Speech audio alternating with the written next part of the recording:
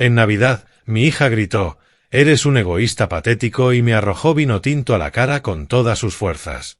Yo me limpié en silencio con una servilleta, me levanté de la mesa y marqué un número. «Fase 1 completada», dije con calma. La voz al otro lado respondió: «Entonces empieza la parte más interesante». Una hora después, mi hija estaba gritando en pánico. Antes de continuar, por favor suscríbete al canal, dale like al vídeo y cuéntanos en los comentarios desde dónde nos escuchas. La notificación apareció en mi teléfono a las 7:30. Transferencia completada. $45.000 para Emma Morrison. Me quedé mirando la pantalla, en el comedor privado del restaurante Robite and Seafood, calculando que eso elevaba el total anual a $120.000. Mi hija Emma se había vuelto costosa. Había llegado temprano y solicitado esa sala en específico. La privacidad era fundamental para lo que había planeado. Irving Hart, mi abogado y antiguo alumno de mis años como profesor en Yale, estaba sentado frente a mí revisando el menú. Berta Sullivan, mi amiga y dueña de la galería Sullivan Fine Arts, examinaba la carta de vinos con su concentración habitual. «Llegan tarde», observó Berta a las 8:10. «Siempre llegan tarde», respondí, manteniendo la voz ligera. Bajo esa calma, una tristeza silenciosa presionaba contra mis costillas. No por el dinero. De eso tenía suficiente. Era por lo que mi hija se había convertido. Emma y mi yerno, Warren Morrison, entraron a las 8:20 sin disculparse. El traje de Warren costaba más que el alquiler mensual de la mayoría, y lo llevaba puesto como si fuera una armadura. Emma besó mi mejilla, su perfume era penetrante y desconocido. «El tráfico estaba imposible», dijo, aunque ambos sabíamos que no era así. Warren ordenó de inmediato: «Quiero la langosta principal, la de 2 libras. $180. Ni siquiera miró el precio. Irving atrapó mi mirada. Habíamos hablado de ese momento. Los hábitos de Warren al pedir revelaban su carácter, o más bien la ausencia de él. «Entonces, Lem», dijo Warren cuando el mesero se fue, «Emma mencionó que has estado pensando en la planificación patrimonial». Yo no había mencionado nada semejante. Bebí un sorbo de agua. La planificación patrimonial siempre es sensata a mi edad. Exacto. Warren se inclinó hacia adelante, apoyando los codos en la mesa. ¿Sabes qué es aún más sensato? La gestión de activos, transferencias estratégicas, eficiencia fiscal. Emma tocó su brazo, un gesto que había visto antes. Coordinación. Lo habían ensayado. La casa de Meadow Road, continuó Warren. ¿Cuánto tiene? 3.000 pies cuadrados, 4 dormitorios. Es mucho espacio para una sola persona. Me viene bien, respondí. Pero los impuestos, se detuvo, reajustando la estrategia. Mira, es solo preocupación. A tu edad deberías simplificar. Quizá transferir la propiedad ahora y evitar complicaciones más adelante. Le sonreí como se sonríe a un niño que presenta una mentira demasiado obvia. Aprecio tu preocupación, Warren. Te aseguro que pienso en el futuro muy a menudo. Su mandíbula se tensó. No le había dado nada. La comida llegó. Warren atacó su langosta con el entusiasmo que reserva quien no ha ganado nada de lo que consume. La conversación divagó por temas seguros. La última exposición de Berta, los planes de vacaciones de Irving, el clima. Cada pocos minutos, Warren regresaba al dinero, a los valores de bienes raíces, a portafolios de inversión, al peso de mantener propiedades. Les conté de un coleccionista que había conocido, un hombre que vendió toda su colección a los 70 y pasó su última década viajando. Murió en Bali, dije, arruinado y feliz. El rostro de Warren adquirió un matiz de rojo impresionante. Eso es una irresponsabilidad. Él parecía pensar lo contrario, pero su familia llevaba tiempo acostumbrada al dinero que no era suyo. Así debe ser, concluí. El silencio que siguió tenía peso. Emma miraba su plato. Los nudillos de Warren se pusieron blancos alrededor del tenedor. Seré directo, dijo finalmente Warren. Esa casa es demasiado grande para que viva solo. Debes transferírnosla. Solo los beneficios fiscales lo hacen lógico. La casa me sienta perfectamente, repetí. Pero ciertamente consideraré tu consejo. Irving intentó rescatar la conversación. Lem, ¿no mencionaste que adquiriste un sello raro recientemente? Sí, un Z-Grill de 1868. Un hallazgo excepcional. Estampillas, murmuró Warren. Claro. Mientras tanto, los activos reales como la propiedad. Esta langosta es magnífica, interrumpió Berta, con un tono tan alegre que resultaba forzado. Lem, siempre conoces los mejores lugares. Bueno, dijo Warren, sonriendo con una delgadez casi cortante, algunos podemos permitirnos lo mejor. Otros aún están averiguando cómo. El comentario quedó suspendido en el aire como humo. Pensé en la llamada de Emma el mes pasado, su voz empapada de urgencia azucarada. Papá, esta oportunidad de negocio es urgente. Solo necesito $45,000 para asegurar el contrato. Había querido creerle. Una parte de mí, la parte que recordaba a mi hija a los 8 años haciéndome tarjetas por el Día del Padre, aún quería creer. Recordé el brindis de Warren en la boda, 5 años atrás, después de que yo pagara $60,000 por esa ceremonia. Para mi generoso suegro, que demuestra que la familia cuida a la familia. Todos habían aplaudido. Yo me había sentido orgulloso entonces. Ahora solo sentía la frialdad de la claridad. Llegó el postre. Crème brûlée para la mayoría. Otro derroche costoso para Warren. Apenas lo tocó. Estaba demasiado concentrado observándome, esperando debilidad. Pensé en Emma a los 23. La carta de aceptación de Barnard.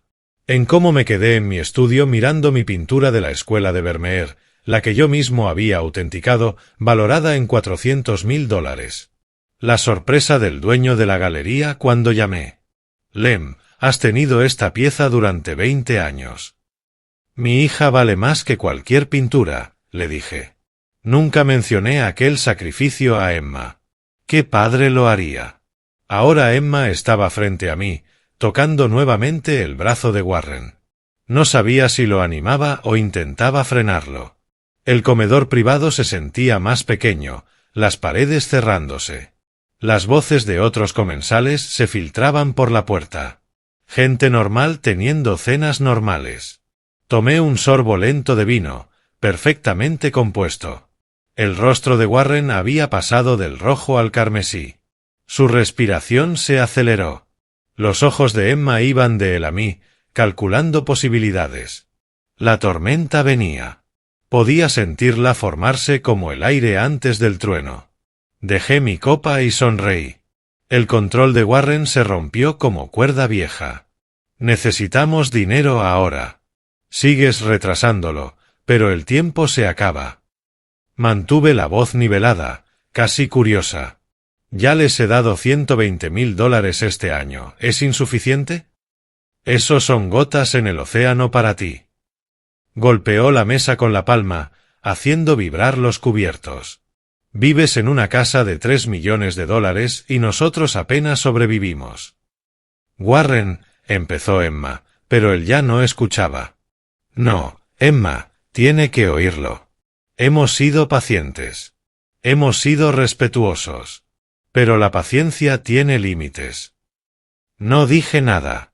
A veces el silencio logra lo que las palabras no pueden.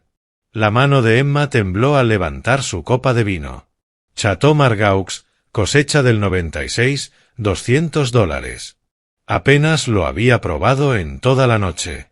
Ahora se puso de pie y reconocí esa mirada. Algo ensayado que por fin se convertía en auténtica furia. Papá, dijo, con la voz temblorosa. De verdad eres un egoísta patético. Las palabras golpearon más fuerte de lo que esperaba.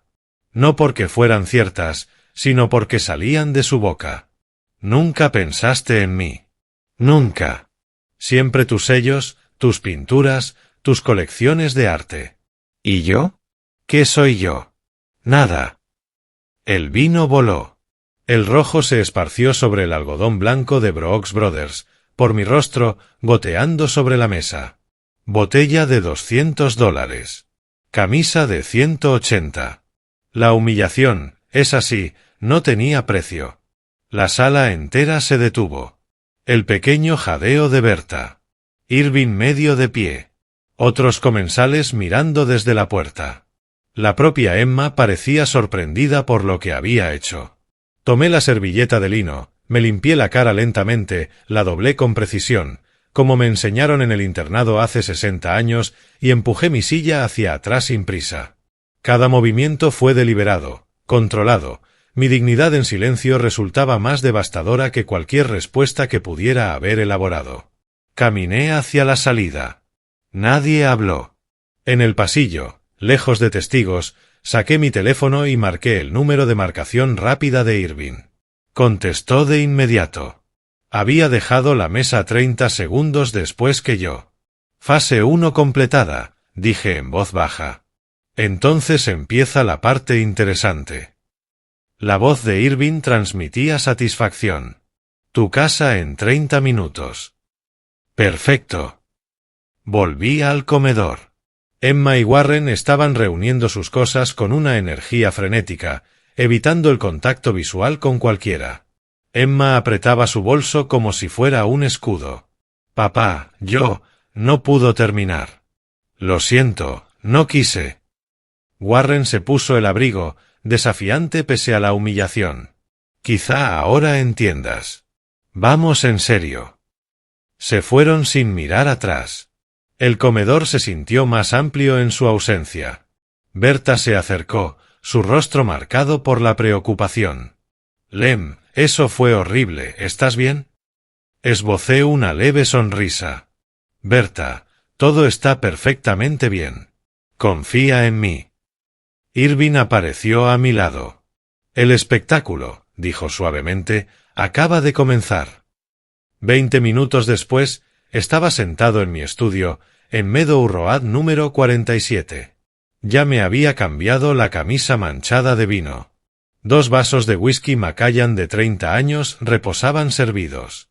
Irving se acomodó en el sillón de cuero frente a mi escritorio. Yo recuperé la carpeta Manila que había mantenido bajo llave durante 2 semanas. Agnes Whitmore mencionó haber visto a un hombre nervioso exigiendo dinero en su apartamento, dijo Irving, revisando sus notas. Ahí fue cuando contrataste al detective. Ahí fue cuando necesité confirmación de lo que ya sospechaba. El recuerdo seguía nítido. A inicios de diciembre, Agnes inclinada sobre la cerca, su voz casual pero preocupada. Lem, espero no estar entrometiéndome, pero vi un escándalo en el edificio de tu hija la semana pasada. Un hombre muy alterado, gritando por dinero. La había agradecido, entrado a mi casa y hecho la llamada. El informe del detective había llegado hacía 2 semanas. Warren Morrison, $240.000 en deudas. Fraude empresarial, préstamos sin pagar, mi nombre falsificado en documentos que nunca había visto. Emma Morrison, otros $240.000 en deudas de tarjetas, compras de lujo, mantenimiento de estilo de vida. Casi $500,000 entre los dos. Y querían más. Lo de esta noche fue la provocación, dijo Irving, estudiando los documentos. Los testigos vieron su verdadera naturaleza. El incidente del vino, la acusación de Emma, llamarme egoísta patético delante de mis amigos, dije. Las palabras aún dolían, pero no por lo que Emma creería. Pensé en ella a los 16 años, derramando jugo sobre mi camisa, llorando. Es solo una camisa, cariño, le había dicho entre risas. Pensé en haberle prestado dinero para el baile de graduación, para la fianza de su primer apartamento, en caminar con ella hacia el altar a los 33. La transformación había sido gradual. Yo había ignorado las señales porque había querido hacerlo. Entonces activamos el plan real, preguntó Irving. Tomé un sorbo de whisky, sintiendo el ardor suave y agradable. Afuera, el frío de diciembre hacía que los ventanales crujieran con pequeños chasquidos. Mi estudio olía a cuero y libros antiguos, familiar y sólido. Mañana es Navidad. Estarán en pánico, esperando mi respuesta. Sonreí a Irving, mi antiguo alumno convertido en mi aliado más firme. ¡Que suden! El 26 de diciembre presentamos el Nuevo Testamento. Y la evidencia del fraude vendrá después. Primero, dejemos que crean que han ganado mediante intimidación. Que Warren crea que su berrinche funcionó. Irving alzó su vaso. Warren cree que está jugando ajedrez. No se da cuenta, dije, chocando el brindis, de que yo ya gané. El whisky sabía a victoria. O quizás simplemente a un licor costoso bebido por un hombre de 68 años que finalmente había aceptado en que se había convertido su hija. De cualquier forma, resultaba satisfactorio. La pluma estilográfica de Irving se movía sobre su bloc legal, clasificando pruebas con precisión experta. Fraude financiero, suplantación de identidad utilizable. Línea de tiempo de deudas que establece el motivo. Habíamos estado en mi estudio durante 40 minutos. El informe del detective estaba extendido sobre mi escritorio como hallazgos de una autopsia. Afuera, el frío de diciembre hacía crujir los cristales. Dentro, el calor de la chimenea y la rabia nacida de la traición mantenían la sala confortable. El comentario de Agnes Whitmore a inicios de diciembre, dijo Irving sin levantar la vista. Ahí fue cuando lo supiste. Recordé aquella tarde.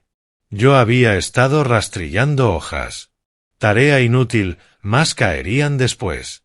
Mi vecina Agnes se asomó por la cerca, de cabello gris, rostro amable, el tipo de mujer que nota cosas.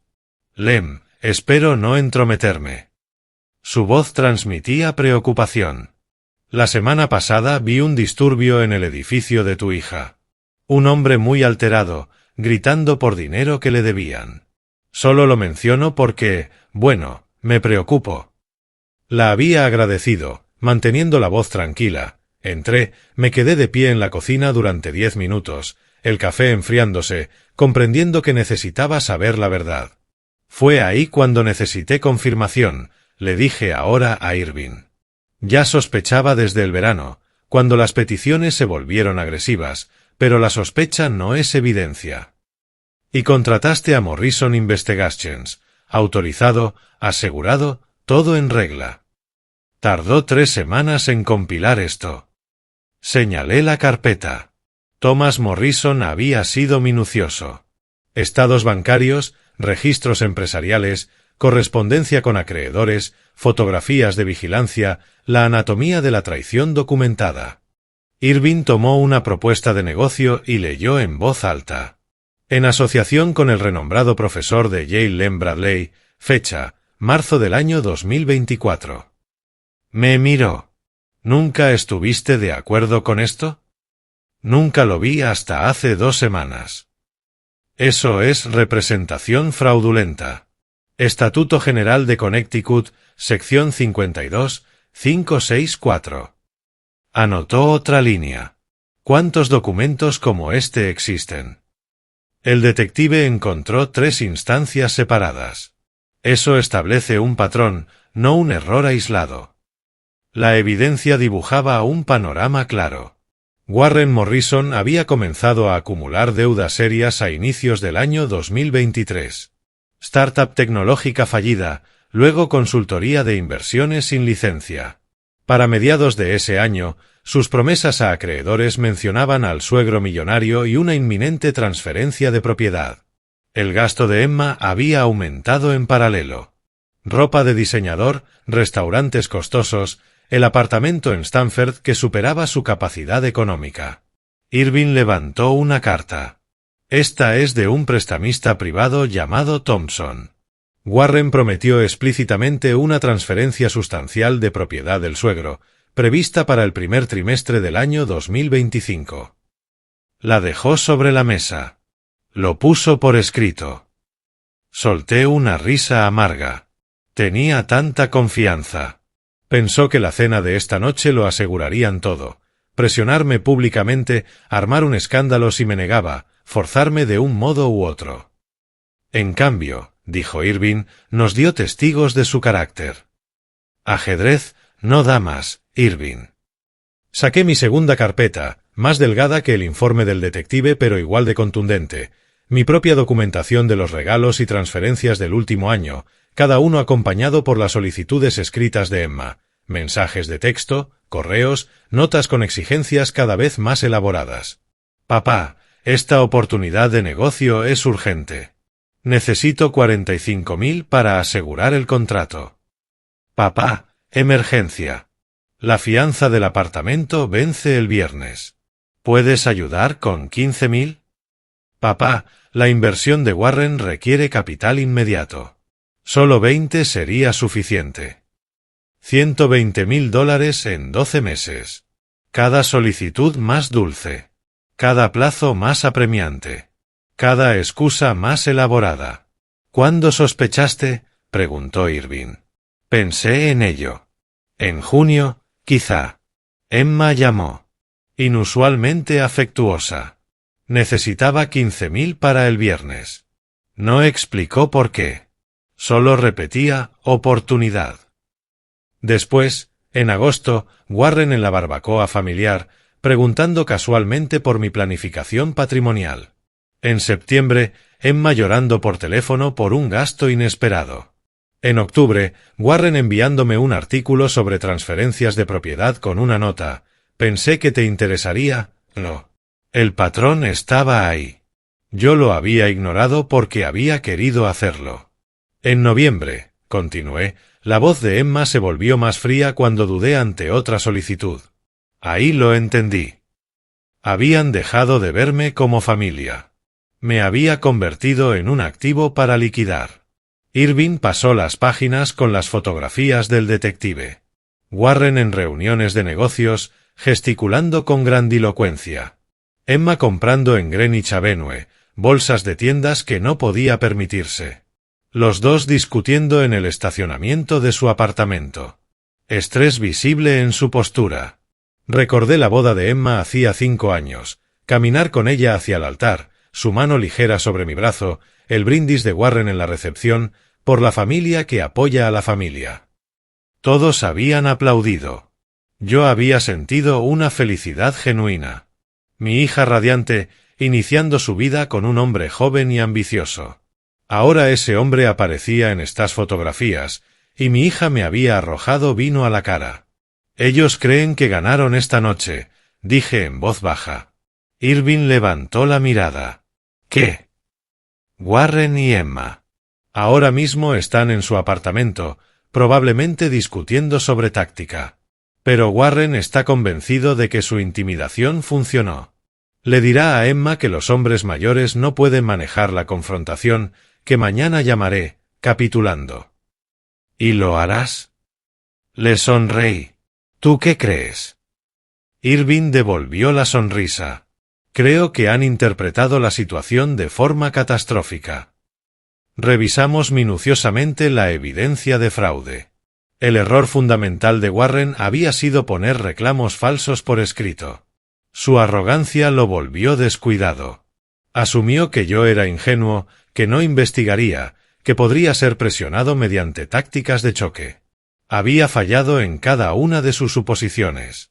¿Tu firma puede encargarse de la revisión del testamento?, pregunté. Arton Associates se especializa en derecho sucesorio. Podemos tener los nuevos documentos preparados para mañana por la tarde. ¿Y la evidencia del fraude? Tengo contactos en el departamento de banca. Una vez que aseguramos legalmente tu patrimonio, podemos presentar una denuncia formal. La evidencia es sólida. Investigarán. Cerré la carpeta del detective y la guardé en el cajón de mi escritorio. La pequeña llave giró con un clic satisfactorio. Irving reunió sus notas. Entonces ejecutamos comenzando. Miré el calendario sobre mi escritorio. 23 de diciembre. Ya casi es medianoche. Mañana es Nochebuena. Estarán ansiosos, esperando mi respuesta. Que esperen. El día después de Navidad, el 26 de diciembre, presentamos el Nuevo Testamento. Y luego nos sentamos y observamos cómo su mundo se derrumba pieza por pieza. Irving alzó su vaso de whisky, aún medio lleno. Por la justicia. Toqué mi vaso con el suyo. Por las consecuencias. El whisky sabía mejor de lo que tenía derecho a saber. Observé el informe del detective una vez más antes de cerrar definitivamente la carpeta. Ve a dormir, Irving. El verdadero trabajo comienza en 2 días. Conteo de caracteres, 5079. Parte 4. La mañana de Navidad llegó con una paz inesperada. Desperté a las 7 de forma natural, sin alarma. Abajo, la cocina se llenaba de luz invernal gris. Molí granos de café, mezcla francesa comprada en la tienda de Greenwich Avenue, y medí el agua con precisión. 4 minutos en la prensa francesa. El ritual me centraba. Mi teléfono mostraba un mensaje recibido a las 6:30. Emma, papá, por favor. Lo siento mucho por anoche. ¿Podemos hablar hoy? Lo leí 2 veces, eliminé la notificación y serví mi café. La casa se sentía más grande en su silencio. Sin conversación, sin alegría forzada, sin pretensión. Solo yo, en la quietud y la primera mañana de Navidad verdaderamente pacífica que había tenido en años. A media mañana, Irving llamó. «Feliz Navidad, Lem. Los documentos están listos. Todo lo que especificaste. ¿Te los llevo hoy?» «Feliz Navidad, Irving. No, mañana está bien. Veámonos en tu oficina a las 10 de la mañana. Mantengámoslo profesional». La comprensión se filtró en su voz. Firma formal. Testigos hacen que sea irrebatible. Exacto. A las 2 de la tarde, Emma envió un mensaje más largo. Papá, lo siento. Estaba estresada. No quise decir esas cosas. ¿Podemos hablar? Llámame. Lo leí 3 veces. No quise decir esas cosas. Pero sí las había querido decir. Eso era lo que más dolía. No el vino, no las palabras, sino la intención calculada detrás. Warren la habría entrenado, sí, pero ella eligió decirlas. Eligió verme como un obstáculo, no como un padre. No respondí. A las 4 de la tarde, Warren llamó. Rechacé. Llegó otra llamada inmediatamente, luego una tercera. Después de la tercera, bloqueé su número. Su desesperación se hacía evidente. Bien. La tarde llegó con sombras largas. Me retiré a mi estudio y bajé álbumes de fotos del estante. Libros encuadernados en cuero que había mantenido desde que Emma nació. Recuerdos físicos, no fantasmas digitales. Emma a los 5, pintando con los dedos, sus manos pequeñas cubiertas de azul.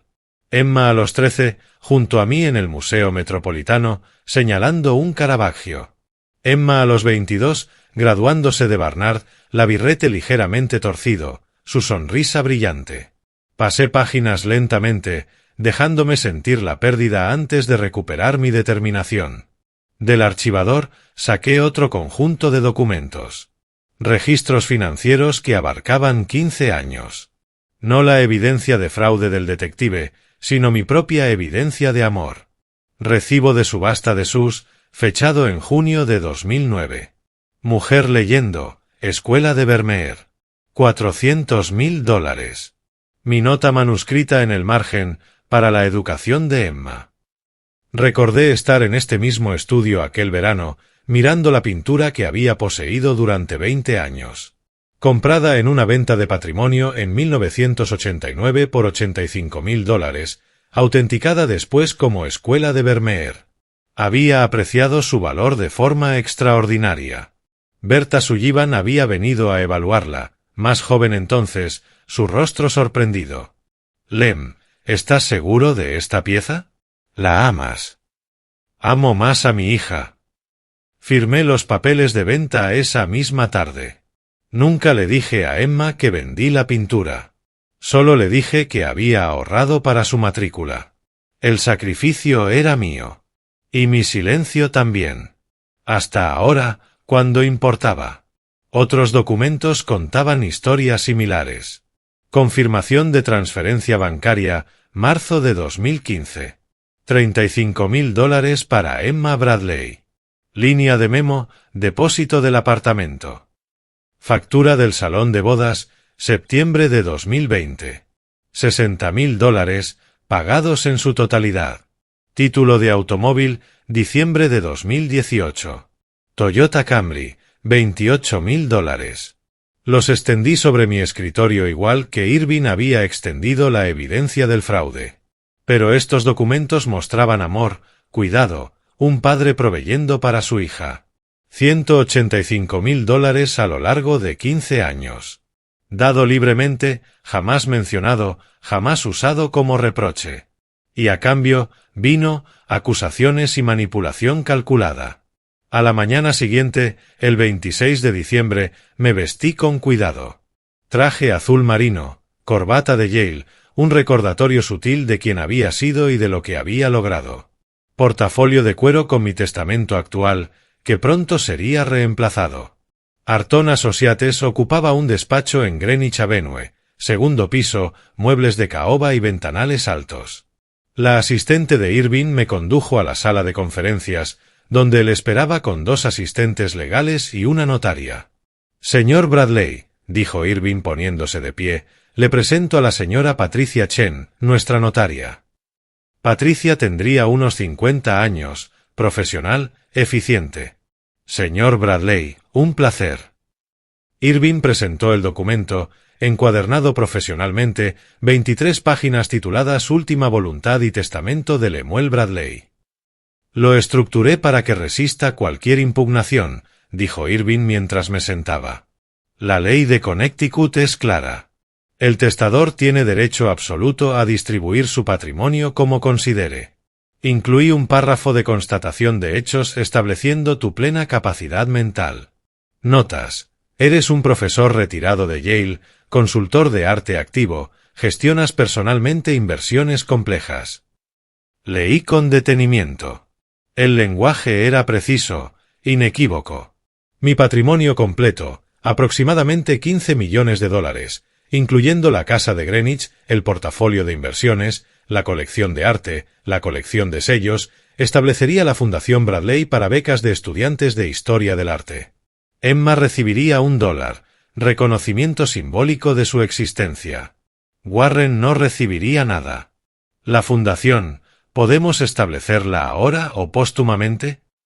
De cualquiera de las dos formas. Recomiendo establecerla en vida. Demuestra intención activa.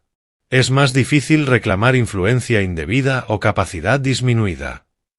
Asentí y seguí leyendo.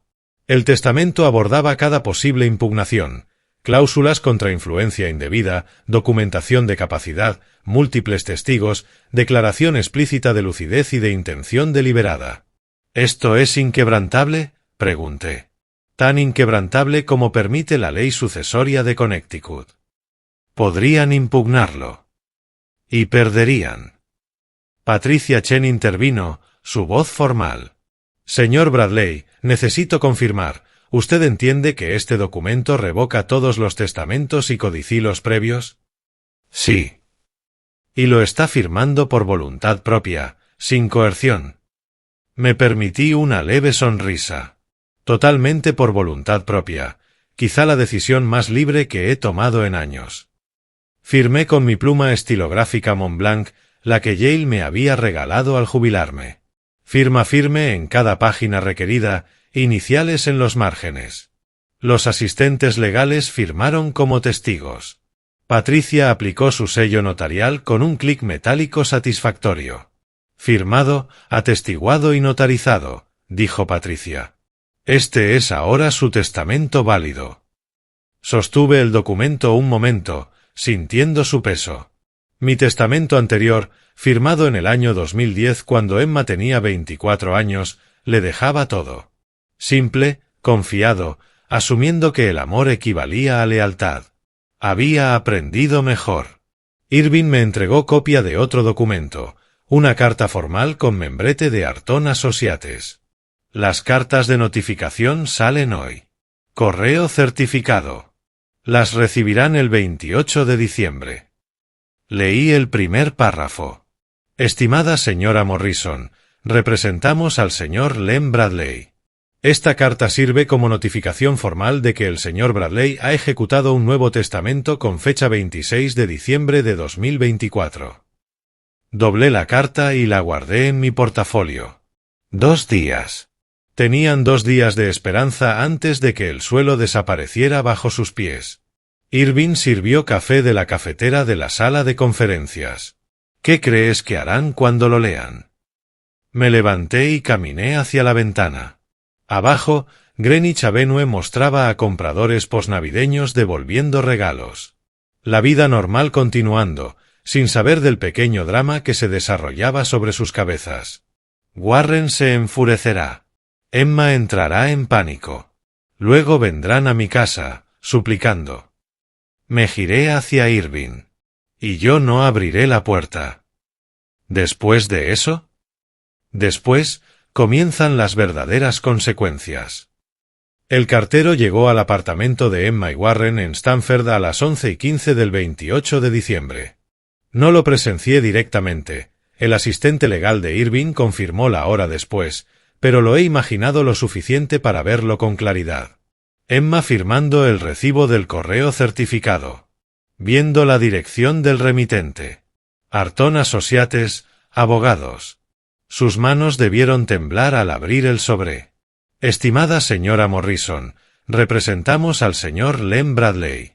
Esta carta sirve como notificación formal de que el señor Bradley ha ejecutado un nuevo testamento con fecha 26 de diciembre de 2024. El patrimonio, valorado aproximadamente en $15 millones, será distribuido a la Fundación Bradley para becas de historia del arte.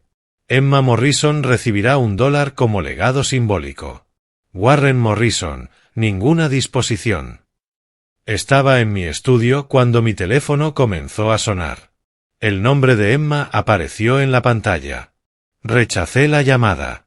30 segundos después, otra. Rechazada. Otra. Otra más. 15 veces en la siguiente hora. Escuché los mensajes de voz más tarde, por curiosidad.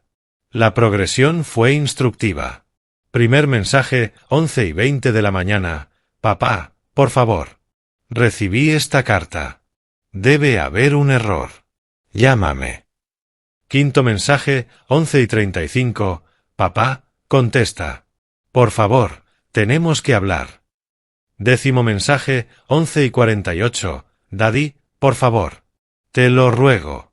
Solo habla conmigo. Lo siento. Lo siento mucho. Décimo quinto mensaje, 12:10 de la tarde. Su voz, quebrándose.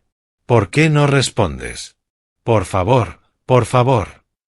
Durante 1 hora, mi hija estuvo gritando presa del pánico. Warren llegó a su apartamento alrededor del mediodía. Emma lo había llamado entre sus intentos de llamar a mi número. La investigación posterior de Irving reveló lo ocurrido. Warren leyó la carta en 10 segundos, la arrugó, la arrojó, luego la recogió, la alisó con cuidado y volvió a leerla. Los documentos legales importan, incluso en medio de la ira. La discusión duró 20 minutos, voces tan altas que los vecinos se quejaron después a la administración del edificio. Esto es culpa tuya, la voz aguda de Emma. Presionaste demasiado. ¿Mi culpa? Tú fuiste la que le tiró vino porque tú me dijiste que necesitábamos presionarlo. Este era tu plan. La unidad se estaba fracturando más rápido de lo que yo había anticipado. Warren intentó llamarme. Mi teléfono mostró 3 intentos antes de que bloqueara su número. Había revelado su desesperación. Siempre un error en cualquier negociación. A las 3 de la tarde, Warren recibió una llamada que cambió el panorama. Lo sé porque llamó a Emma de inmediato, y ella le escribió a su prima, que se lo contó a su madre, que se lo mencionó a mi hermana, que me lo dijo a mí. La red de información en Greenwich funciona con eficiencia quirúrgica. El señor Thompson, inversor privado. Warren le debía $150,000. Morrison, escuché que las cosas con su suegro no salieron como esperaba. La voz de Thompson era fría. Lo sé. Me había llamado 2 días antes para confirmar detalles. Queremos nuestro dinero. El monto completo para el 15 de enero. De lo contrario, nos vemos en la corte. ¿Cómo lo supo? Greenwich es un pueblo pequeño. Cuando alguien con la reputación del profesor Bradley hace preguntas, la gente presta atención. El impacto de Warren debió ser devastador. No era una reacción pasiva. Era un ataque coordinado. Vinieron a mi casa a las 6 de la tarde. Los observé desde la ventana superior de mi estudio, apartado de la cortina para que no me vieran. Emma tocó el timbre. Esperó. Tocó otra vez. Mi coche estaba visible en la entrada. Sabían que yo estaba allí. Papá, por favor. Necesitamos hablar. Su voz atravesaba el aire frío. Warren golpeó la puerta con el puño. Lem, esto es ridículo. Somos familia. Abre la puerta. Silencio desde el interior. Yo permanecía en lo alto de las escaleras, escuchándolo todo, el rostro impasible. La voz de Emma se quebró. Daddy, por favor. Soy tu hija. Al otro lado de la calle, las luces del salón de Agnes Whitmore estaban encendidas. Vi su silueta en la ventana, observando, memorizando detalles. Sin duda otras cortinas de vecinos se movieron. Estuvieron allí 20 minutos. Emma llorando. Warren alternando entre súplicas y exigencias. La calle suburbana ofreciendo la acústica perfecta para su humillación. Finalmente se marcharon. Portazos, motor arrancando, luces traseras desapareciendo. Agnes tomó su teléfono antes de que llegaran a la esquina. Me serví un Macallan de 30 años. Lo llevé a mi escritorio y abrí el cajón inferior donde guardaba mi álbum de sellos, el especializado, no la colección general que había mostrado a Emma hace años y que la había aburrido al instante.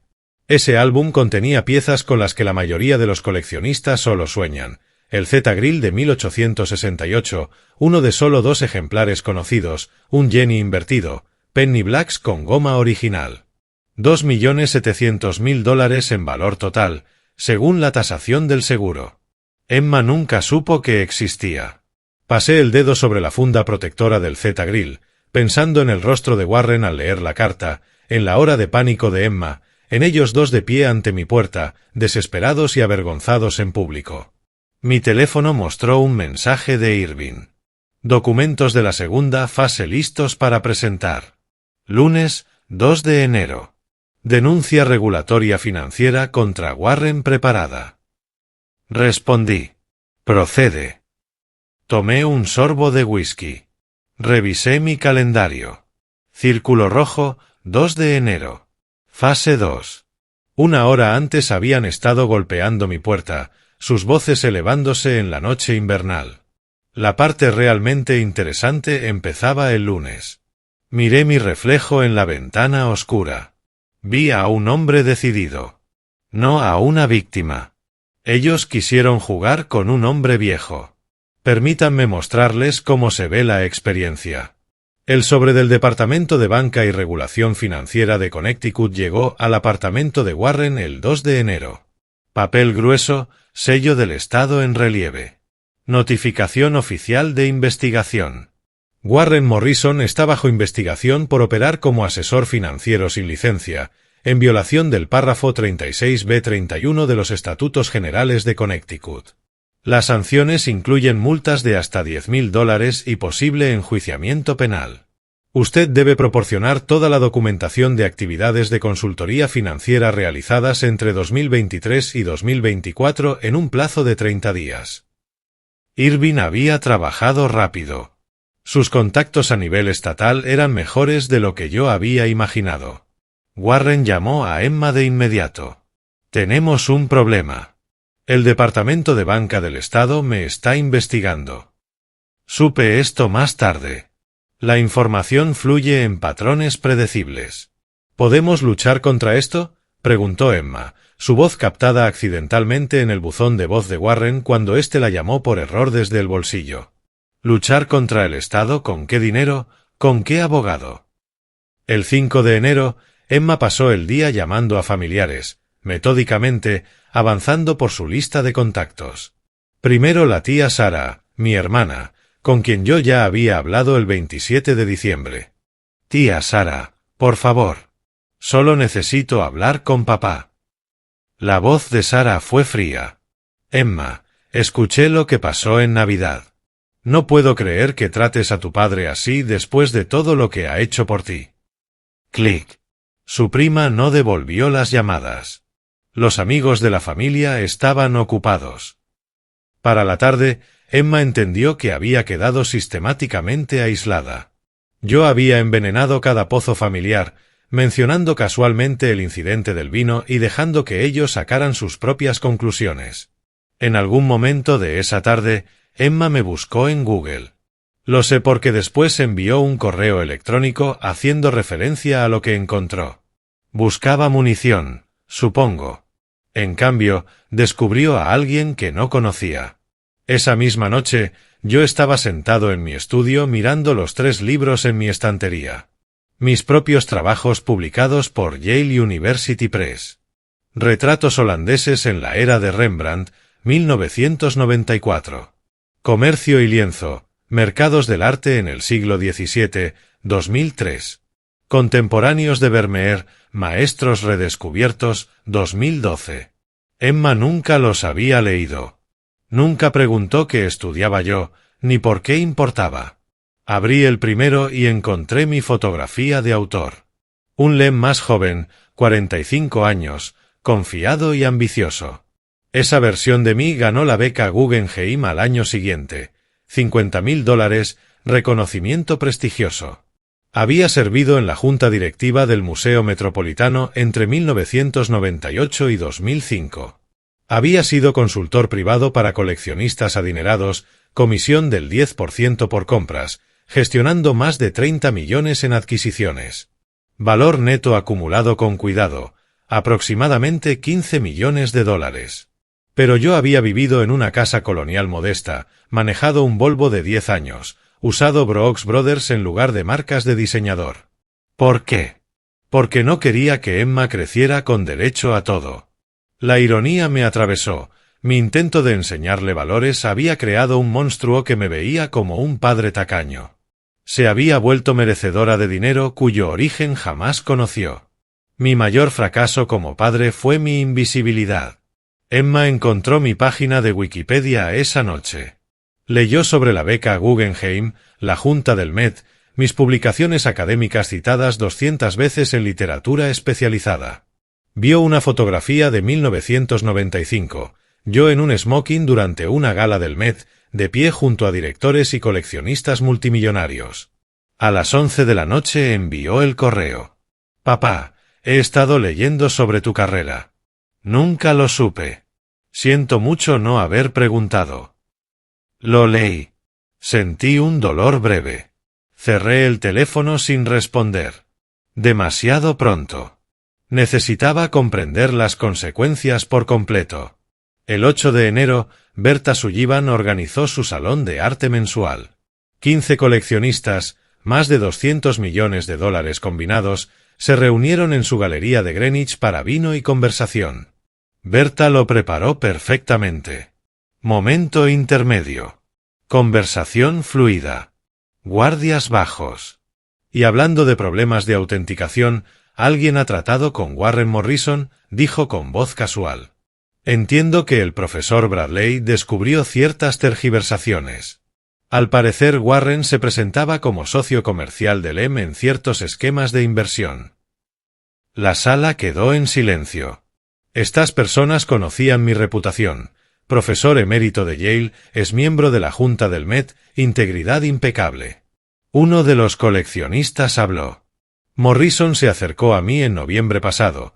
Aseguró que él y Bradley asesoraban conjuntamente a clientes de alto patrimonio. Otro añadió. Llamaré a mi abogado mañana. La información se propagó como un virus entre la comunidad de grandes patrimonios. Para el 9 de enero, las últimas oportunidades de negocio de Warren habían desaparecido. El 10 de enero, el club de lectura de Agnes Whitmore se reunió en la biblioteca de Greenwich. 35 mujeres de entre 60 y 75 años, esposas de la estructura de poder del pueblo, directores ejecutivos, socios principales, médicos. Agnes había preparado este momento durante semanas. Se puso de pie y contó la historia, usando gestos para enfatizar. Emma realmente le arrojó vino a su padre, al profesor Bradley.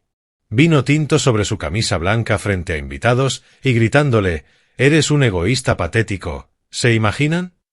Las mujeres jadearon. Se inclinaron hacia adelante. ¿Y por qué? Porque él no quiso entregarle su casa de inmediato. El mismo hombre que pagó su educación en Barnard. Matrícula completa, 4 años. Que le dio más de $100,000 solo este año. Eso es abuso al anciano. Una dijo: «Mi esposo conoce a Lem del club de Yale. Se lo diré esta noche».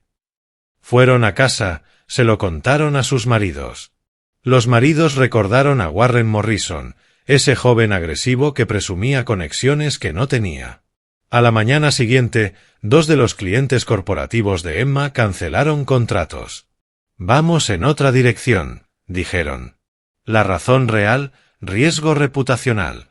La noche del 10 de enero, Emma estaba sola en su apartamento de Stamford. Warren había salido a reunirse con un abogado barato al que pudieron pagar $5,000, su última reserva, para discutir la posibilidad de impugnar mi testamento.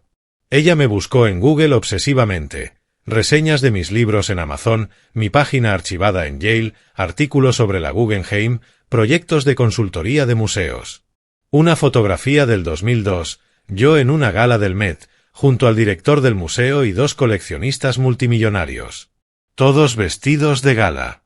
Yo lucía seguro, respetado, poderoso. Ella nunca había conocido a ese hombre. Abrió un correo nuevo y comenzó a escribir. «Papá, he estado leyendo sobre tu carrera. Nunca lo supe. Siento no haber preguntado. Siento todo. Por favor, ¿podemos hablar? Soy tu hija. Por favor». Sus manos dudaron. Lo borró. Escribió de nuevo. «Papá, sé que fui horrible. Sé que estás enojado, pero Warren es...». Borró.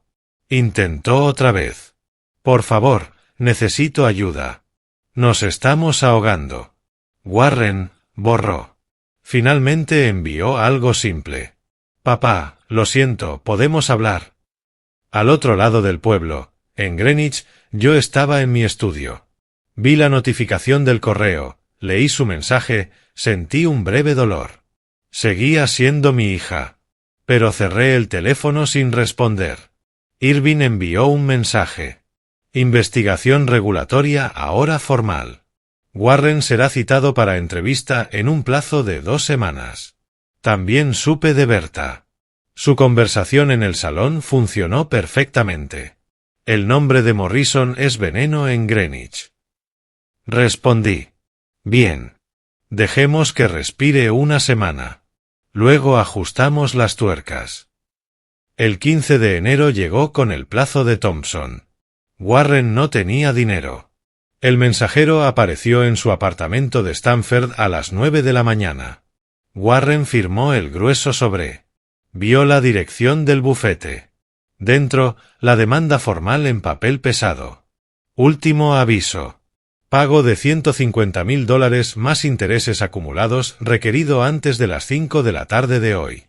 El incumplimiento resultará en acción legal inmediata. Las manos de Warren temblaron. Llamó a Emma al mediodía. «Tenemos que hablar». A las 5:30, el abogado de Thompson presentó la demanda en la Corte Superior de Stamford.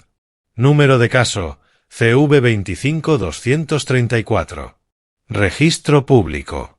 La comunidad legal de Connecticut es pequeña. Las noticias vuelan cuando el yerno de un profesor de Yale es demandado por 6 cifras. 3 días después, Emma perdió a su cliente más importante. El correo llegó a las 8 de la mañana. Debido a circunstancias recientes y preocupaciones sobre estabilidad, hemos decidido contratar a otra empresa de planificación de eventos. Ella sabía muy bien qué significaban esas circunstancias recientes. La historia del club de lectura de Agnes Whitmore había llegado hasta los equipos ejecutivos. Emma hizo los cálculos en su calculadora. Los ingresos habían caído un 60% de la noche a la mañana. No podría pagar el alquiler del mes siguiente. El 22 de enero llegó la segunda demanda. Citizens Bank presentó una reclamación por $90,000 de una línea de crédito impaga. Warren, desesperado, empezó a llamar abogados desde su portátil, siguiendo resultados de Google. Nuestro anticipo para litigios civiles es de $30,000. Necesitaríamos 25,000 para empezar. Lo siento, no aceptamos clientes nuevos. Finalmente, un abogado independiente en Norwalk. Voz desesperada, demasiado ansiosa. ¿Puedo ayudarle? 25,000. Warren, aferrándose. Tengo 5,000 ahora, podemos acordar un plan de pagos para el resto. Larga pausa. Déjeme pensarlo. Esa noche, Emma y Warren tuvieron su peor pelea hasta entonces. 2 demandas. La voz de Emma estaba desgastada de tanto llorar. ¿Cómo llegamos hasta aquí? Llegamos aquí porque tu padre es vengativo. Warren caminaba de un lado a otro por la pequeña sala. Porque tú no pudiste controlarte en una sola cena. Me dijiste que lo presionara. Este era tu plan. Conseguir la casa, conseguir el dinero. Y ahora no tenemos nada. Tendríamos algo si tú no lo hubieras humillado en público. El rostro de Warren estaba carmesí. ¿Entiendes lo que nos has costado? ¿Lo que yo nos he costado? Emma temblaba de pie. Tú fuiste quien pidió préstamos prometiendo la casa de mi padre. Usaste su nombre en negocios sin preguntarle. Este fraude es tuyo, Warren. Él tomó su abrigo y se marchó. Emma se desplomó en el sofá, llorando sobre cojines que olían a fracaso. Warren durmió en su coche esa noche. Por la mañana, cuando Emma se levantó, ya no estaba. El 26 de enero, ella intentó llamar a su prima Sara. Habían sido cercanas en la adolescencia. Sara, por favor. Solo necesito que alguien hable con papá por mí. Dile que lo siento. La voz de Sara era puro hielo. Emma, escuché lo que pasó. La tía Agnes se lo contó a todas en su club de lectura. Le tiraste vino al tío Lem en Navidad. Fue un error. Estaba estresada. Warren estaba. Sí, todas hemos oído hablar de Warren también. Emma, tomaste tus decisiones. Clic. Emma se quedó mirando el teléfono, completamente aislada. Tarde, el 28 de enero, sola en el apartamento, con Warren dormido en el sofá y un silencio que ya se había vuelto permanente, Emma abrió su portátil y empezó a escribir un correo a su padre. Papá, sé que estaba equivocada. Borro. Demasiado simple. Papá, por favor perdóname. Estoy desesperada. Borro. Demasiado manipulador. Papá, soy tu hija, ¿eso no importa? Borro.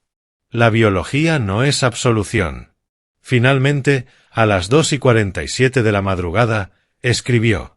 Papá, sé que fui horrible, pero soy tu hija. Por favor, solo habla conmigo. No te estoy pidiendo dinero. Solo perdón.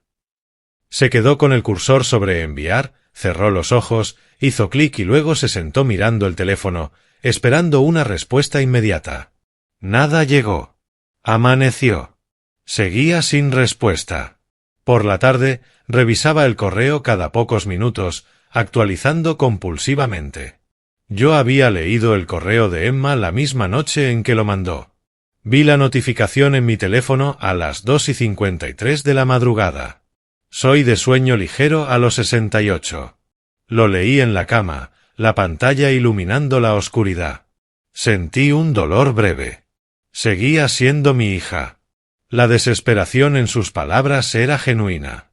Pero recordé otras palabras, egoísta patético. Recordé el vino frío escurriendo por mi rostro. Recordé el cálculo en sus ojos en aquel restaurante.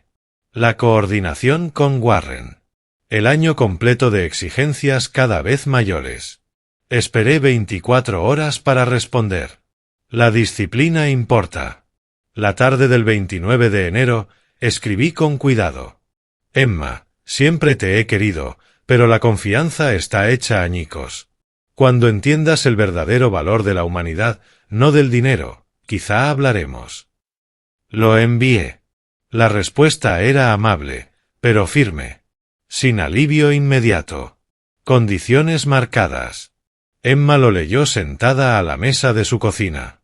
Lo leyó 3 veces. Empezó a llorar. Warren entró, lo leyó por encima de su hombro y soltó una mueca. Humanidad. Está jugando a los jueguitos psicológicos. Nosotros contraatacamos. Emma lo miró de verdad, por primera vez en meses, vio con claridad.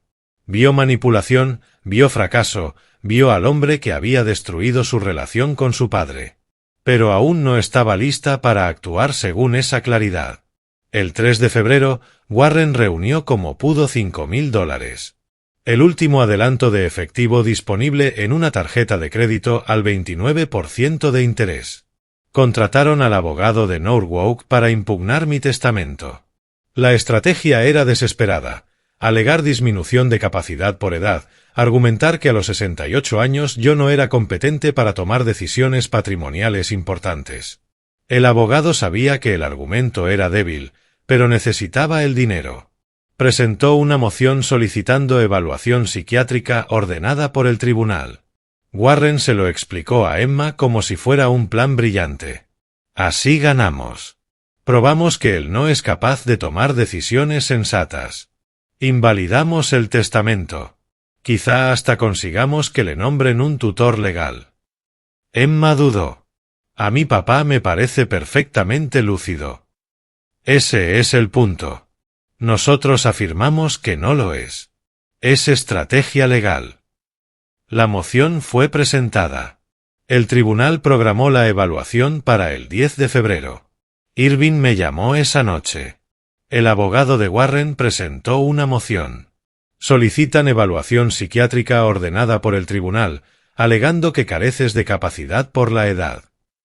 Guardé silencio un momento y luego me eché a reír. Risa genuina. Creen que soy senil. A los 68, después de 34 años enseñando en Yale. Irving se unió a la risa. Es desesperado. Desesperado y estúpido. Pero, Lem, tendrás que superar la evaluación. ¿Superar? Seguía divertido. Irving, la voy a abordar. Dile al abogado de Warren que asistiré encantado. De hecho, me prepararé. Pruebas de memoria, evaluaciones cognitivas, lo que quieran. Esto será embarazoso para ellos. Organizaré que lo haga una neuropsicóloga de primer nivel, alguien con credenciales irreprochables. Abrí el cajón de mi escritorio y saqué un viejo libro de calificaciones de 2018, mi último semestre enseñando. Docenas de estudiantes, todas sus notas, temas de trabajos, mis comentarios detallados. Mi memoria seguía perfecta. Veamos cómo explican esto. La consulta de la doctora Patricia Anderson ocupaba un espacio profesional cerca de la Facultad de Medicina de Yale. Diplomas cubrían las paredes. Johns Hopkins, Yale, certificaciones de juntas médicas. 50 y tantos años. Cordial pero meticulosa. Señor Bradley, esta es una evaluación cognitiva integral. Memoria, razonamiento, función ejecutiva, lenguaje. Toma unas 3 horas. Le sonreí. Lo entiendo, doctora. Estoy listo. La prueba comenzó. Listas de palabras. Leyó 25 palabras y me pidió recordarlas de inmediato. Recordé 23. 20 minutos después, tras otras pruebas, me volvió a preguntar. Recité las mismas 23 palabras sin dudar. Eso es excepcional para cualquier edad, dijo tomando notas. ¿Cómo mantiene una memoria tan aguda? Doctora, pasé 34 años enseñando historia del arte del Renacimiento. Cientos de pinturas, artistas, fechas, detalles de procedencia. La memoria es un músculo. Yo la he ejercitado a diario. Pruebas de razonamiento espacial. Las resolví con rapidez. Cálculos matemáticos. Más rápido que la media de alguien de 30 años. Prueba de fluidez verbal.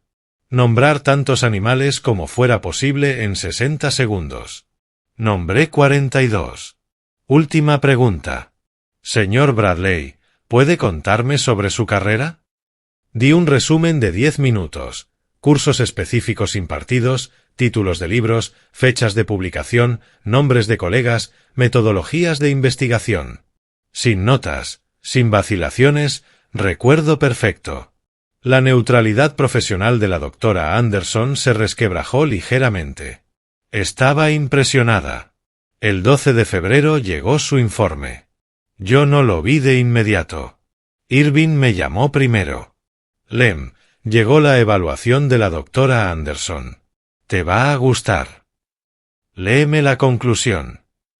El señor Lem Bradley, de 68 años, demuestra un funcionamiento cognitivo significativamente superior al promedio de su cohorte de edad.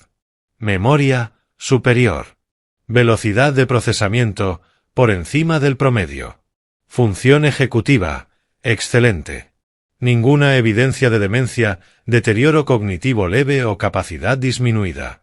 El sujeto es plenamente competente para tomar todas las decisiones legales y financieras.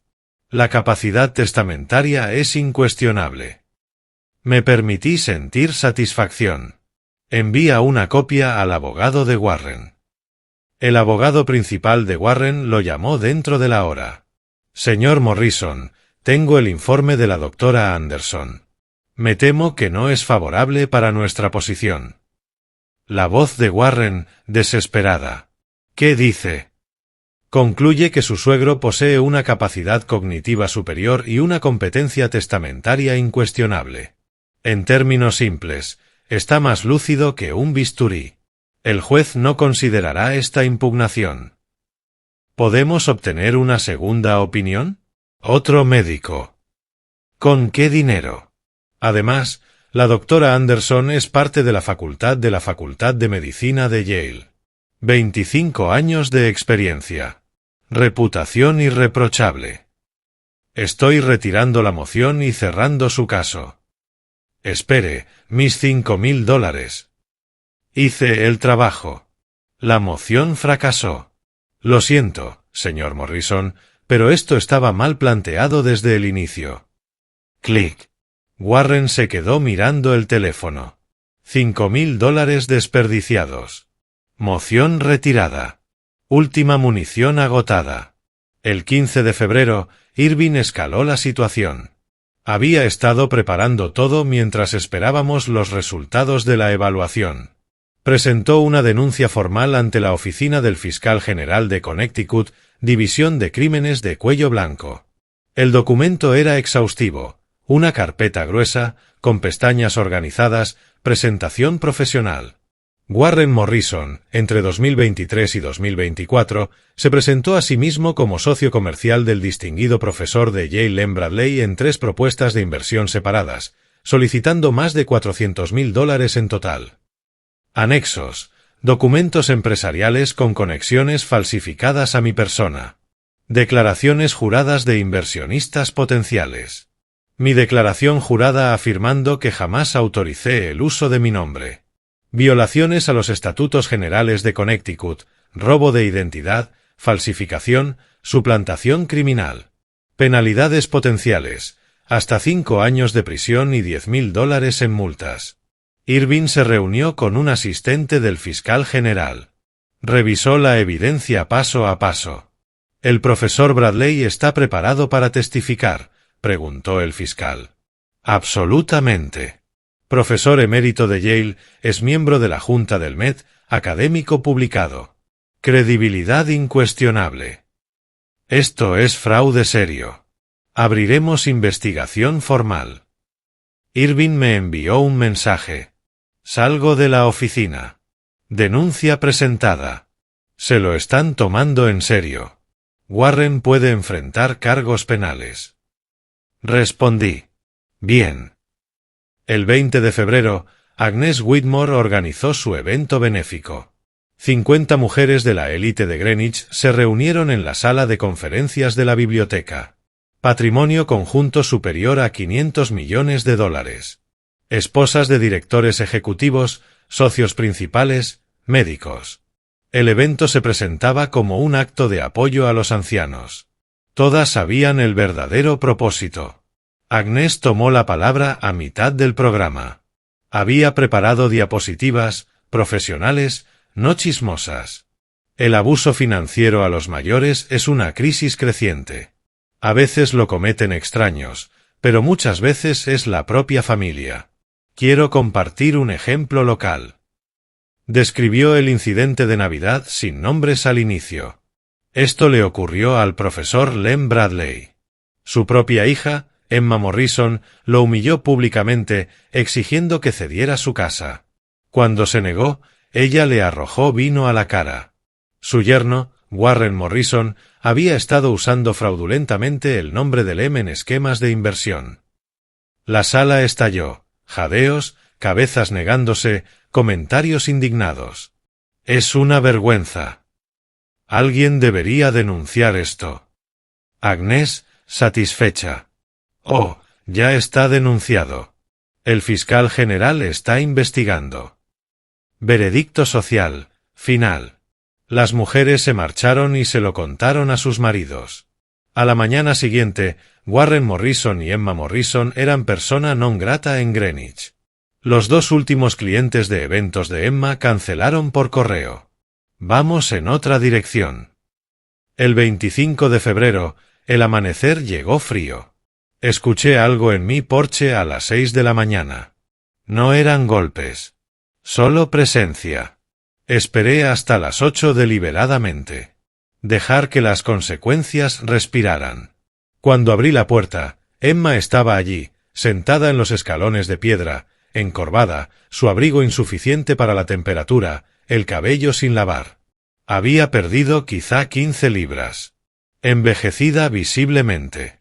Al otro lado de la calle, las cortinas de Agnes Whitmore se movieron. Emma levantó la vista. Papá, no puedo más.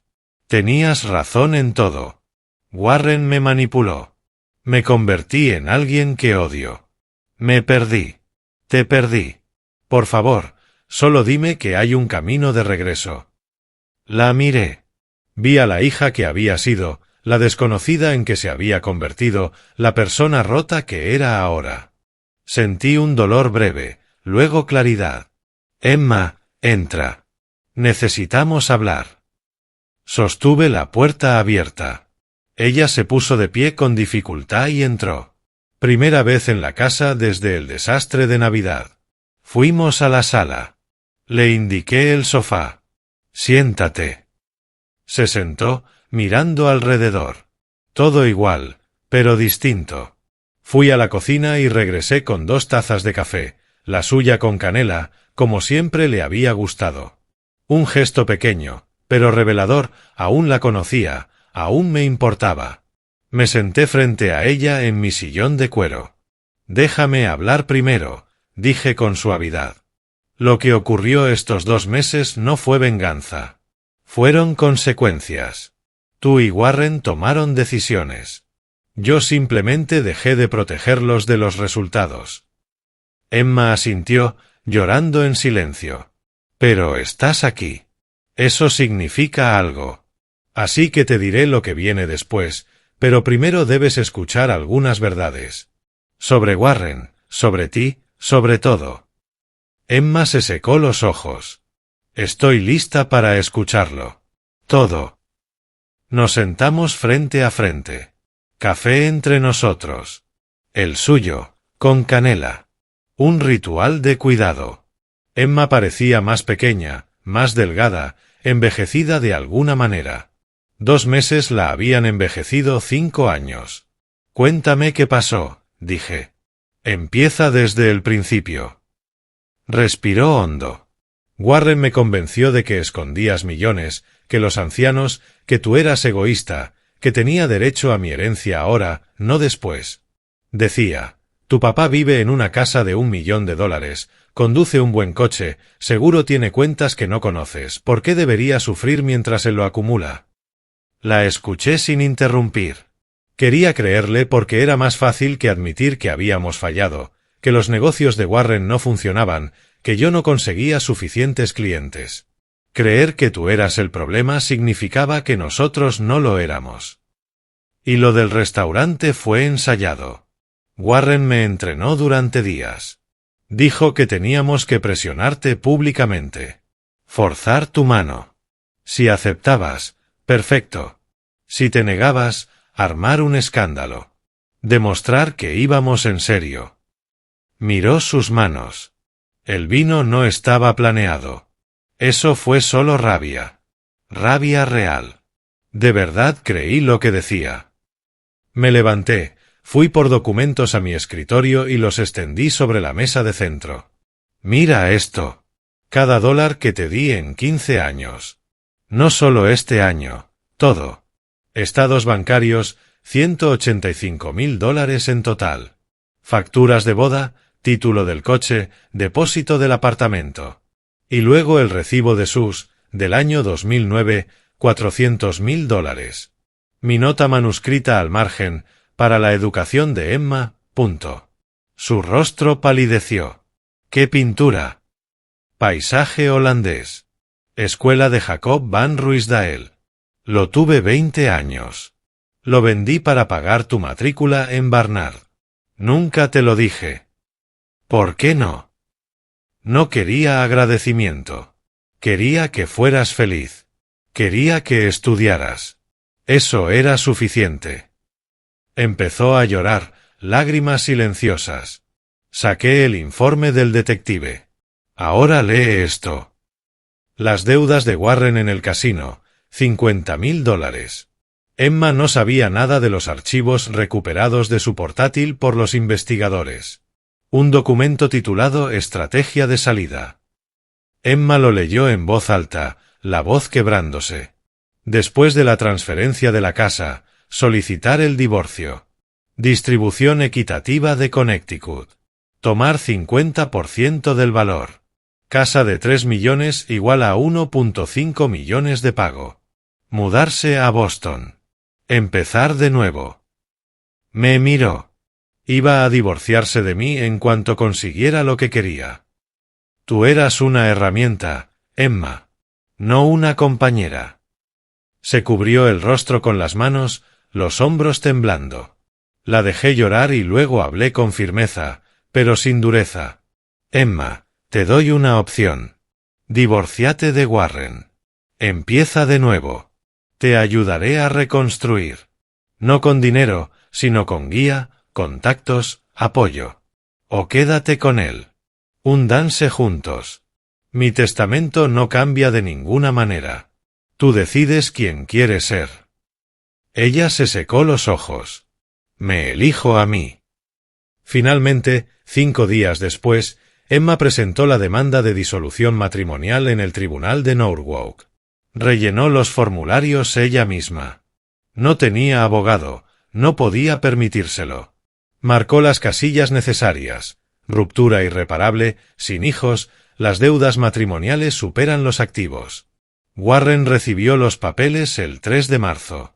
Sus mensajes de texto a Emma. Me estás traicionando después de todo lo que hice por ti. Ella bloqueó su número y se mudó a un estudio de $1.200 en Norwalk. Una sola habitación, una pequeña cocineta, y todo lo que poseía cabía en su coche. Me llamó esa misma noche. Presenté la demanda. Ya está hecho. Eso requirió valentía. No, dijo con tono firme. Requirió tocar fondo. Ahora puedo empezar a subir. El 8 de marzo, un sábado por la tarde, estaba en mi estudio cuando escuché golpes fuertes en mi puerta principal. La voz de Warren gritaba. Esto es culpa tuya. Destruiste mi vida. Me lo debes. Tomé mi teléfono, marqué al 911 y me mantuve calmado. Hay un hombre en mi propiedad haciendo amenazas. Me siento inseguro. El operador respondió. Permanezca en la línea, señor. Los oficiales están en camino. Fui a la ventana del piso superior. Los vecinos salían de sus casas, mirando. Warren golpeaba la puerta, el rostro carmesí, completamente fuera de control. Esta debería ser mi propiedad, vociferaba. La policía de Greenwich llegó en 8 minutos. 2 oficiales se acercaron. Señor, debe abandonar esta propiedad privada. Warren se volvió hacia ellos. Él me lo debe. Su hija y yo merecemos esa casa. Señor, última advertencia. Retírese o queda arrestado. Warren intentó empujarlos para llegar a mi puerta. Le sujetaron los brazos. Escuché el clic de las esposas. Delitos, allanamiento criminal, alteración del orden público, resistencia al arresto. Pasó la noche en el calabozo del Departamento de Policía de Stamford. Liberado con una fianza de $5.000, prestada por su hermana. El lunes, el Greenwich Time publicó la noticia. Hombre local arrestado en casa de profesor. La humillación de Warren se convirtió en registro público. El 15 de marzo, Corte Superior de Stamford, 10 de la mañana. Warren se presentó ante el juez con su abogado de oficio. Un defensor público saturado de casos, apenas conocía el expediente. El asistente del fiscal general de Connecticut presentó los cargos. Suplantación criminal, usando el nombre de un distinguido profesor de Yale sin autorización para solicitar más de $400.000 en inversiones fraudulentas. La evidencia era aplastante. 3 propuestas comerciales, declaraciones de víctimas, mi declaración jurada. La elección de Warren, juicio o acuerdo de culpabilidad. Juicio, defensa costosa, condena casi segura, hasta 5 años de prisión. Acuerdo, declararse culpable de un cargo de suplantación criminal. $25.000 de multa. 2 años de libertad condicional. $50.000 en restitución. Antecedente penal permanente.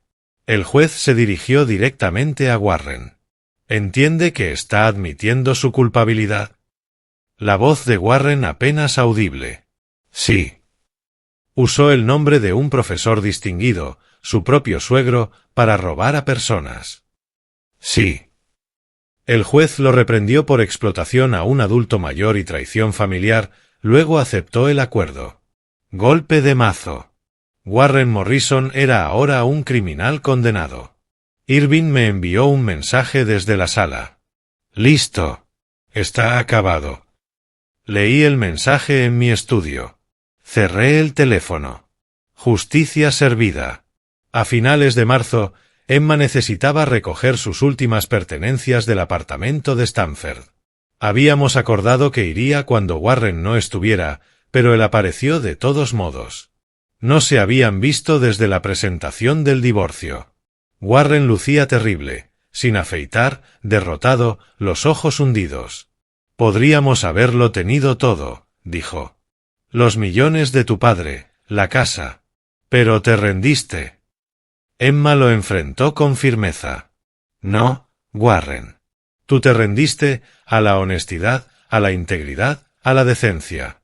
Me usaste, lo usaste a él y te destruiste solo. Yo te amaba. Emma negó con la cabeza, triste pero firme. No, tú amabas lo que creías que yo podía conseguirte. Es diferente. Recogió sus cajas y se marchó. Nunca volvió a verlo. Warren se mudó a Hartford. Encontró trabajo en una tienda minorista. Un hombre roto a los 42 años. Emma avanzó. El 12 de abril, 10 de la mañana. Emma llegó puntual. Un crecimiento enorme. Antes siempre llegaba tarde. Llevaba un cuaderno, no flores, no intentos de comprar redención. Preparé café con canela, el suyo. Nos sentamos en la sala. Mi terapeuta dice que las verdaderas enmiendas tienen 3 partes, empezó Emma abriendo el cuaderno.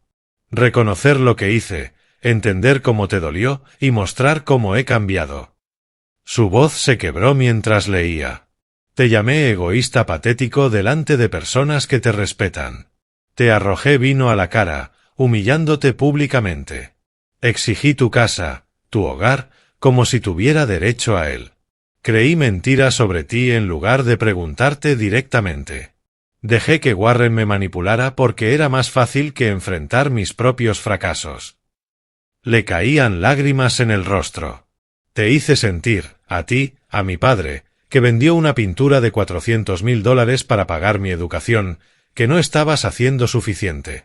Papá, te herí. Te falté el respeto. Y lo siento. No lo siento porque me descubrieron. Lo siento porque lo hice. No puedo deshacerlo.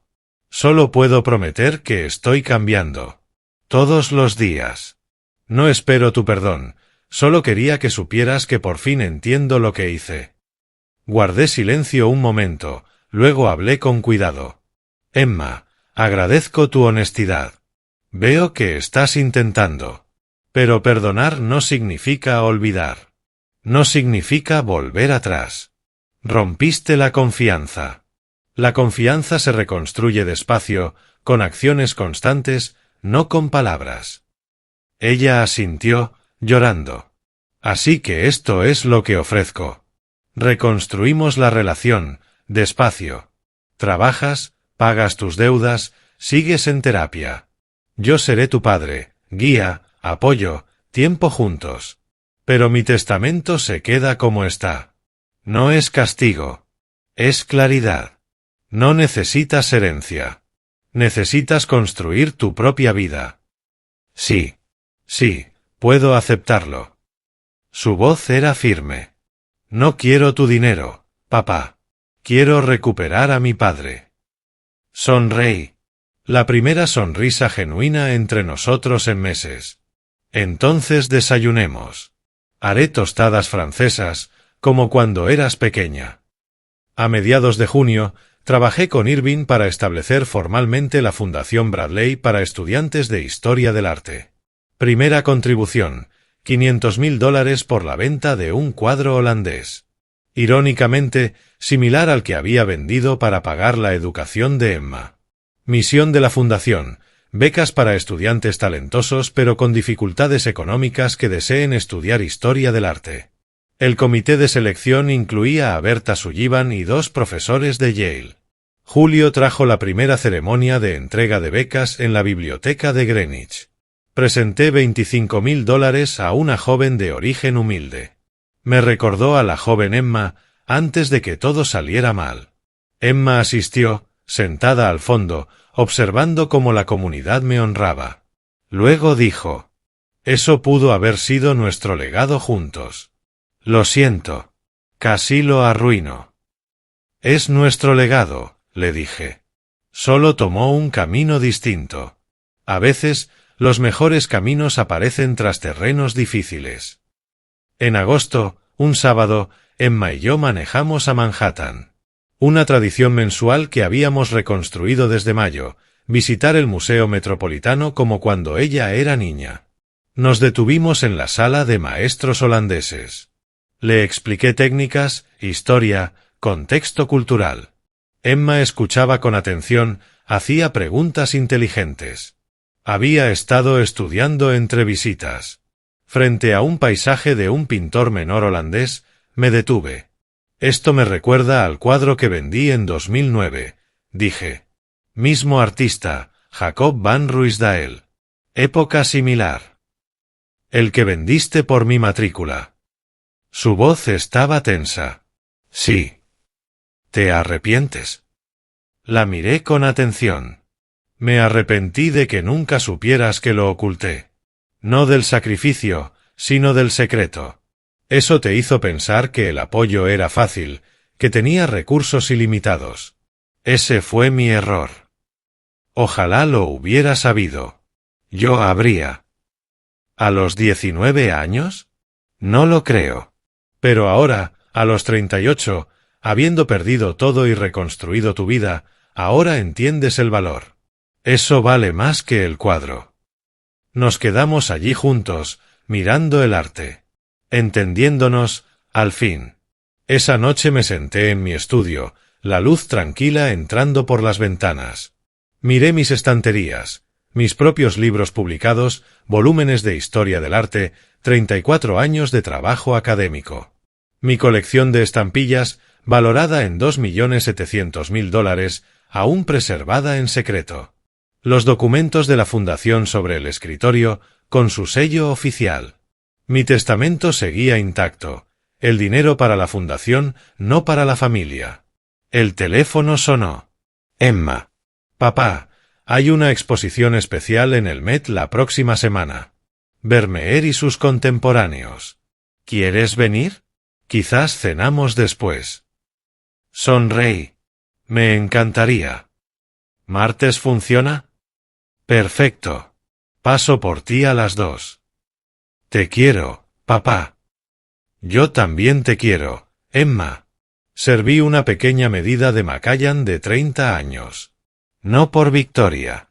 Por paz. Miré la fotografía enmarcada sobre mi escritorio. Emma a los 8 años, en el museo, de pie ante un cuadro, mirando hacia arriba con asombro. Esa niña había vuelto, de alguna forma. El teléfono vibró. Mensaje de Irving. Documentación de la fundación finalizada. Primera beca entregada. Bien hecho, Lem. Otro mensaje de Berta.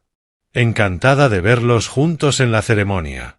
Ella ha cambiado. Hiciste lo correcto. Cerré el teléfono y me recosté, satisfecho.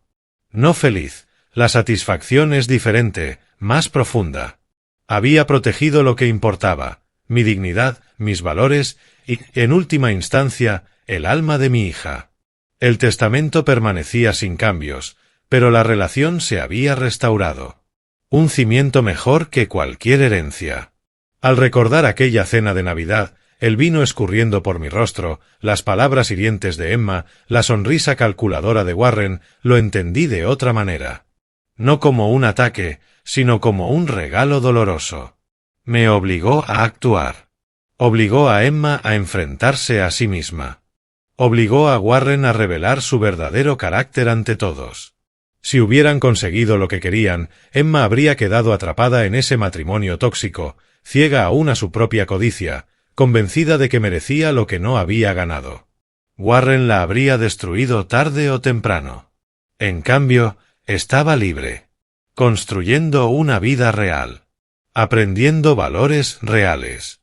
Y yo estaba aquí para guiarla, no como un cajero automático, sino como un padre. Eso valía más que cualquier herencia. La justicia no siempre es placentera, pero siempre es correcta. Y lo correcto es suficiente. Afuera, Greenwich se acomodaba en el atardecer. Mi casa segura, mi vida en orden. Alcé mi vaso de whisky en un brindis silencioso. A las consecuencias. A la transformación. A las segundas oportunidades ganadas con esfuerzo honesto. La luz dorada se apagó. Me quedé sentado en una calma profunda. La historia había terminado. La lección, aprendida. Y mañana la vida continuaría mejor que antes, construida sobre la verdad. Si te gustó esta historia, por favor dale me gusta a este vídeo, suscríbete al canal y comparte tus impresiones en los comentarios. Para escuchar la siguiente historia, haz clic en el cuadro de la izquierda. Gracias por ver.